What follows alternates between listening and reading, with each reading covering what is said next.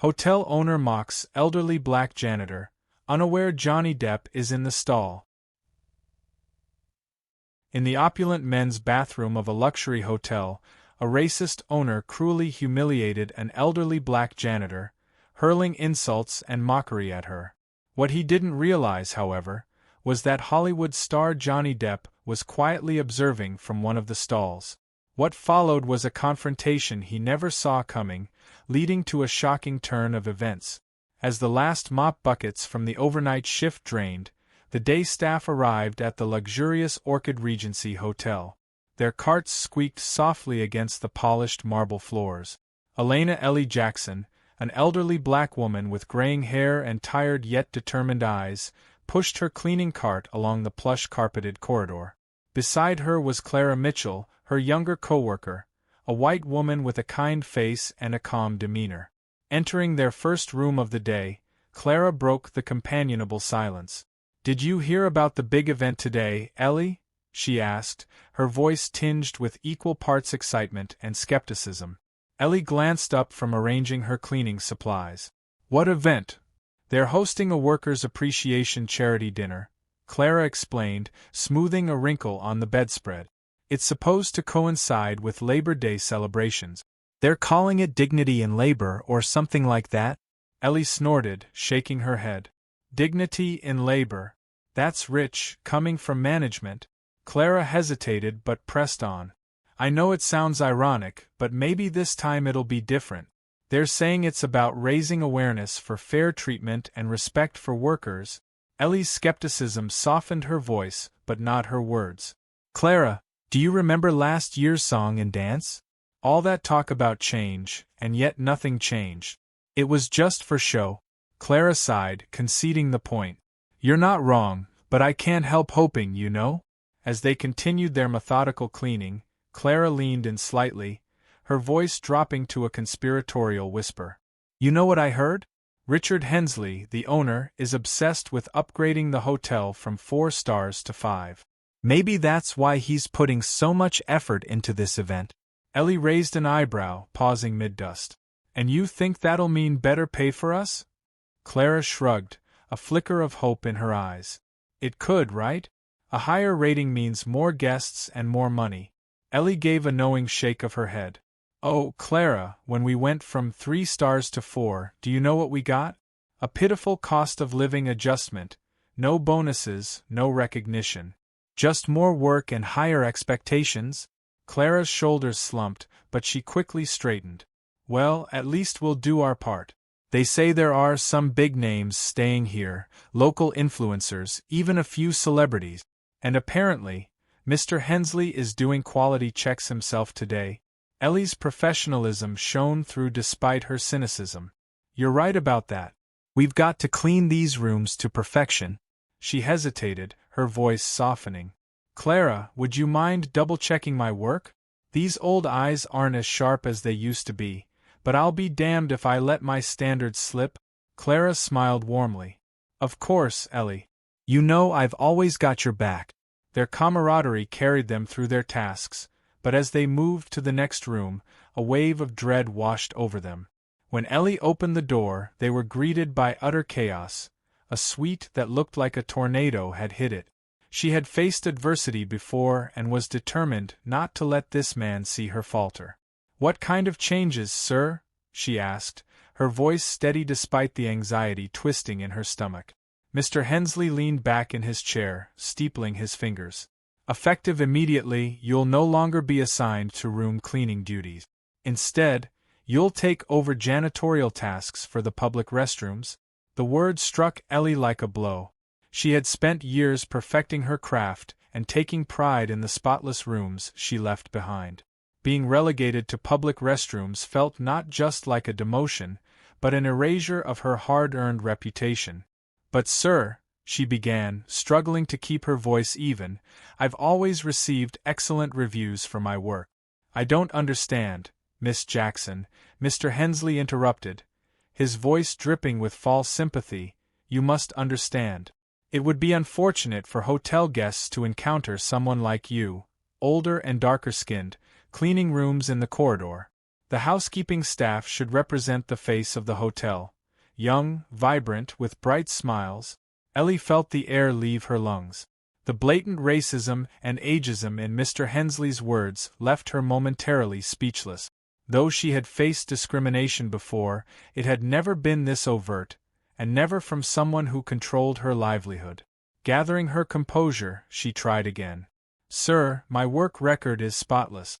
I've never received a single complaint. Complaints aren't everything, Miss Jackson, Mr. Hensley said, waving a dismissive hand. There are other considerations. For instance, older individuals tend to leave an odor in the rooms. It's not your fault, of course, but we must prioritize our guests' comfort. A surge of anger flared in Ellie at the casual cruelty and baseless accusations. Mr. Hensley, that's simply not true. I've never, and that attitude, Mr. Hensley snapped, his facade of concern crumbling. This is exactly why you no longer belong in housekeeping. Your inability to accept constructive criticism and your demeanor are unsuitable. The public restrooms are a better fit for you. Ellie stood stunned, each word cutting deeper, stripping away the dignity she had spent a lifetime cultivating. Look, Miss Jackson, Mr. Hensley continued, his tone softening, though the cruelty remained. You should be grateful. Many hotels wouldn't even keep someone like you on staff. But here, we value affordable labor. The restrooms need constant upkeep, and frankly, it's a job better suited for someone with your background. His words were as clear as they were demeaning. In his eyes, she was nothing more than cheap labor. Her years of dedication had been dismissed in minutes. You'll report to Cass in the lobby. She'll show you the ropes. That's all, Miss Jackson. You're dismissed? Ellie stood there for a moment, the weight of his words pressing on her chest. Part of her wanted to argue, to fight against the injustice, but she knew from experience how futile such efforts could be. With a stiff nod, she left the office, her steps heavy with the weight of her new reality. It was a sharp reminder of the two faces of power, one shown to those deemed important, and another reserved for those considered disposable. Mr. Depp Hensley continued, placing a hand on the actor's shoulder, guiding him toward the door. Please allow me to escort you. We wouldn't want you to slip on this wet floor. Our staff can be so careless sometimes. He shot a pointed glare at Ellie as he spoke.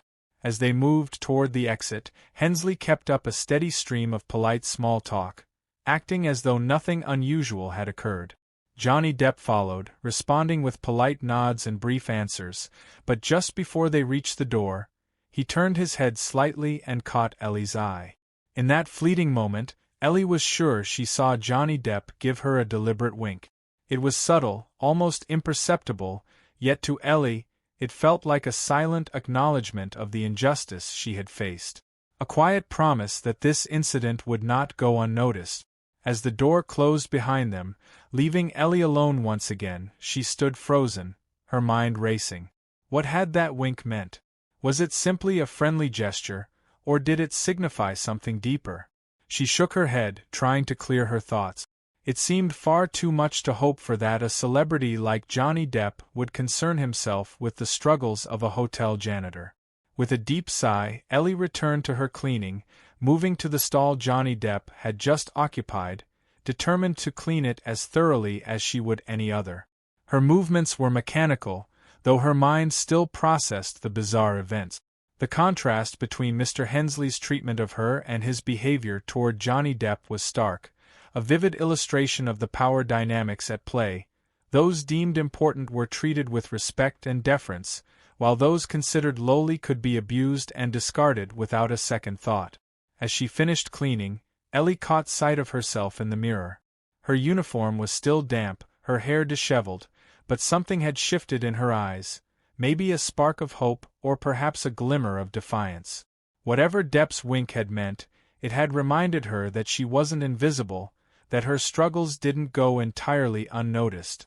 With renewed determination, Ellie gathered her cleaning supplies.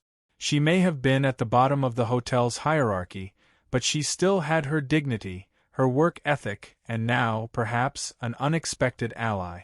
As she pushed her cart out of the men's restroom, Ellie couldn't shake the feeling that something had changed. The day's hard work was far from over.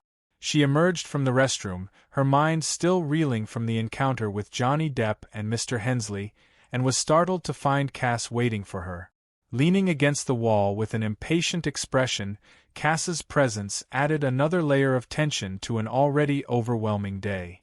"Well, well," Cass drawled, her eyes scanning Ellie's damp uniform. "Looks like someone had a little accident." Ellie straightened her back, trying to maintain her dignity despite her bedraggled appearance. "There was an incident in the men's room," she explained, keeping her voice level. "Mr. Hensley—" "Oh, spare me the details," Cass interrupted, waving a dismissive hand. "Hensley's a difficult man, we all know that. But that's no excuse for looking like a drowned rat on the job." Ellie bit back a retort, reminding herself she couldn't afford to antagonize her new supervisor. "I apologize for my appearance. If you could direct me to the changing room." Cass's laughter cut her off, a harsh sound that echoed down the empty corridor. "Changing room? Oh honey, you're not in housekeeping anymore. The janitor's changing area is, well, let's just say it's a bit more modest." Ellie felt her heart sink. "Could you please show me where it is?" Cass sighed dramatically, as though Ellie's request was a great imposition. "Fine, but first let's talk about your workload. You see, I've got a lot on my plate and I could use some assistance." Ellie frowned, not liking where the conversation was heading. "What kind of assistance?" "Oh, nothing too strenuous," Cass said with a syrupy tone that barely masked her condescension. "Just take on half my workload. That much shouldn't be too hard for you, right, newbie? After all," she added with a sharp smile, "this is my domain, and I decide who does what around here." Ellie felt a surge of indignation at Cass's manipulative request, but kept her expression neutral. "I'm not sure I can take on additional work, Cass. I'm still adjusting to my new duties." Cass's face hardened. "Listen here, old lady. If you want to earn my friendship, and believe me you do, you'll do as I say. Unless, of course, you want me reporting to Hensley about your poor performance." The threat hung heavily in the air between them. Ellie took a deep breath, weighing her options. She was already exhausted and overwhelmed, but the fear of further retaliation from Mr. Hensley was very real. "I'll do my best," Ellie finally conceded, her voice barely above a whisper. Cass's face split into a triumphant grin. "That's what I like to hear. Now, about that changing room.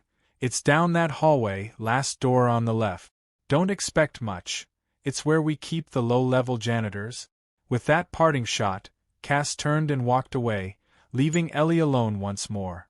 For a moment, Ellie stood there, feeling the weight of her damp uniform and the even heavier burden of her new reality. Slowly, she made her way down the indicated hallway.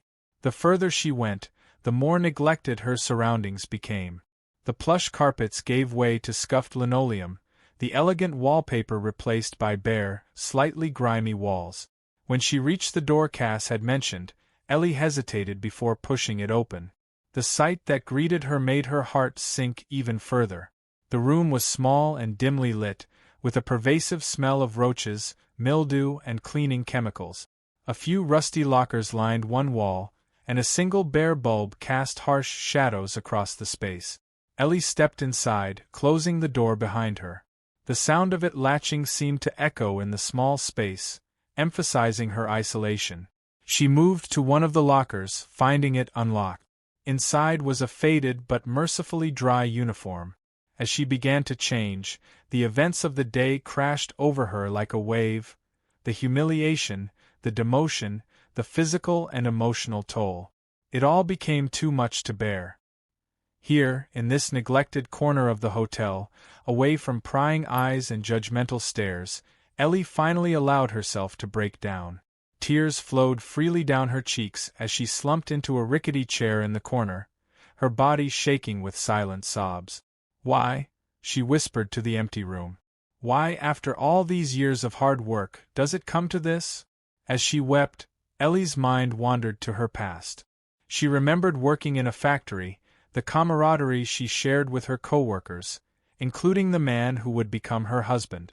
The memory of losing him to an industrial accident sent a fresh wave of grief through her. That loss had been a turning point in her life, driving her to work even harder. She had been determined to provide for herself and build a life that would make her late husband proud. More than that, she wanted to ensure she could care for herself in her later years to avoid burdening her children with future medical bills or care costs. Now, as she sat in this dingy room, Ellie wondered if all her efforts had been in vain. Had she sacrificed her youth, her time, her very self, only to end up here, demoted, disrespected, and seemingly disposable? But even as these dark thoughts swirled, a small spark of defiance flickered within her. She had faced adversity before and survived. She had raised her children, maintained her dignity, and built a life for herself against considerable odds. Slowly, Ellie stood up, wiping the tears from her face. She looked at herself in the cracked mirror hanging on the wall. Her reflection showed a woman who had been knocked down, but not defeated. The white hair, the wrinkles, the dark circles under her eyes, they were all testaments to a life lived with determination and resilience. "You're not done yet, Ellie Jackson," she told her reflection, her voice gaining strength. "You've still got fight left in you." With renewed resolve, Ellie finished changing into the spare uniform. It might be the plain blue janitor's outfit now instead of the elegant black and white housekeeper's uniform, but she would wear it with the same pride and professionalism she had always brought to her work. As she left the changing room, Ellie straightened her back and lifted her chin. The day was far from over, and she had work to do. Whatever challenges lay ahead, she would face them with the quiet strength that had carried her through a lifetime of struggles. Ellie made her way back to the men's restroom, her steps heavy but determined. The weight of her new janitor's uniform felt strange on her shoulders, a constant reminder of her changed circumstances. As she pushed open the door, her cleaning cart rattling slightly, she was startled to find the room wasn't empty.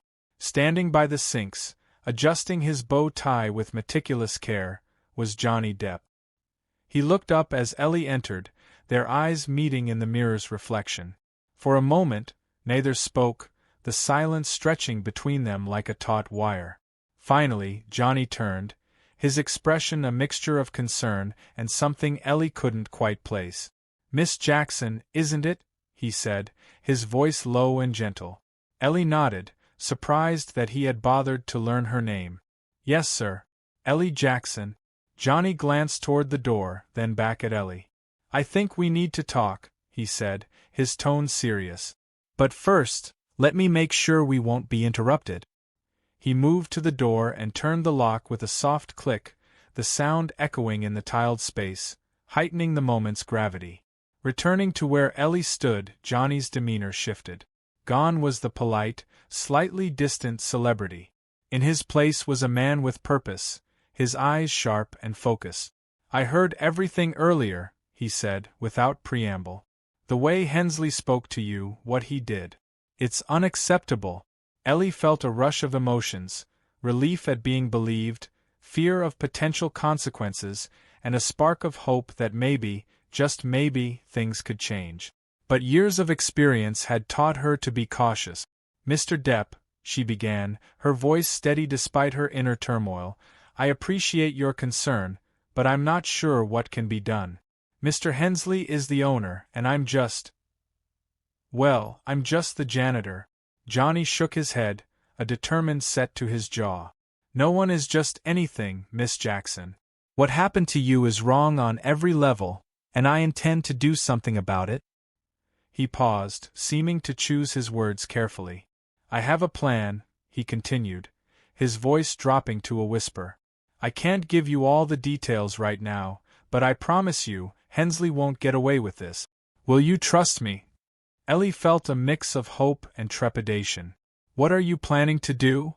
Johnny's eyes gleamed with a hint of mischief. "Let's just say Mr. Hensley's charity event might not go quite as he expects. But for this to work, I need you to be strong. Can you do that?" Ellie straightened her back, feeling a surge of determination. "Mr. Depp, I've been strong my whole life. I'm not about to stop now." A smile flickered across Johnny's face. I believe it, he said. Then his expression grew serious again. Ellie, I need to ask you something important. Do you think Hensley deserves consequences for his actions? The question hung in the air between them. Ellie thought about all she had endured, not just today, but throughout her years at the hotel. The casual racism, the ageism, the disrespect. She thought about the other workers who might face similar treatment if nothing changed. I've never been one to wish ill on others, Ellie said slowly, but this time maybe it's a good idea. Not just for me, but for everyone he's mistreated. Johnny nodded, seemingly satisfied with her answer. All right then. Here's what we're going to do. As Johnny outlined his plan in hushed tones, Ellie felt a mix of anxiety and excitement. It was risky, potentially life-changing, but also a chance to stand up for herself and others like her.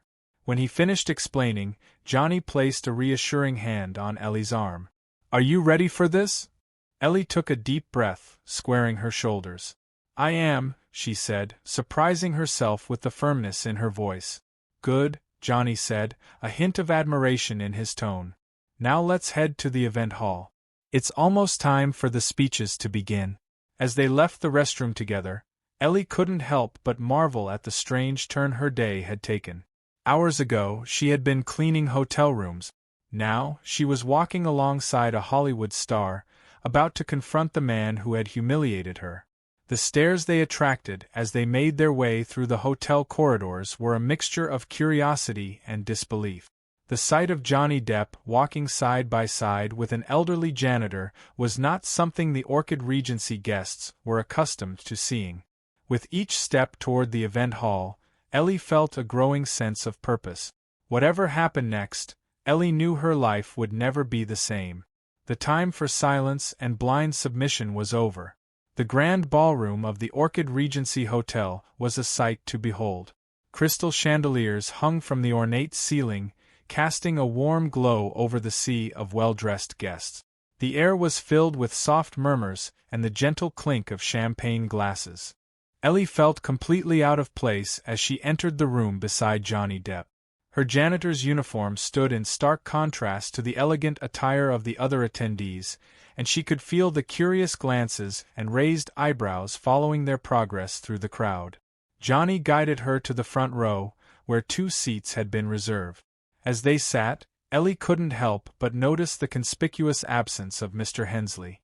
A small part of her felt relief, but she knew it was only temporary. The confrontation was inevitable. It was just a matter of when. The master of ceremonies stepped up to the podium, his voice booming through the speakers as he welcomed everyone to the Workers' Appreciation Charity Dinner. Ellie listened, a mixture of disbelief and bitter amusement filling her as he extolled the virtues of the Orchid Regency's commitment to worker dignity.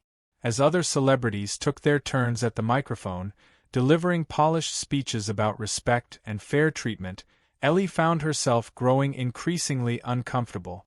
The disconnect between the words spoken and her lived experience was jarring. She shifted in her seat, acutely aware of the eyes that kept darting in her direction, curious about the janitor sitting in the front row next to Johnny Depp. Finally, it was Johnny's turn to speak. As he made his way to the podium, Ellie felt her heart race. This was it. Whatever happened next, there would be no going back. Johnny began his speech conventionally, touching on the prepared talking points about dignity and labor. His actor's voice carried effortlessly through the room, commanding attention. But then, almost imperceptibly at first, his tone began to shift. We're here today to honor elderly workers and raise awareness for those in lower positions, Johnny said, his voice taking on a harder edge. But I have to ask, how can we claim to honor these workers when the very organizer and owner of this hotel does the complete opposite? A ripple of murmurs swept through the crowd. Ellie saw several heads turn, searching for Mr. Hensley in the audience. Johnny continued, his voice growing stronger. I've observed how the owner treats his staff when he thinks no celebrities are watching. Behind closed doors, he humiliates and mocks them. The contrast between his public face and his private actions is stark and deeply troubling. The murmurs grew louder. Ellie could see shock and discomfort on many faces. From the corner of her eye, she spotted movement.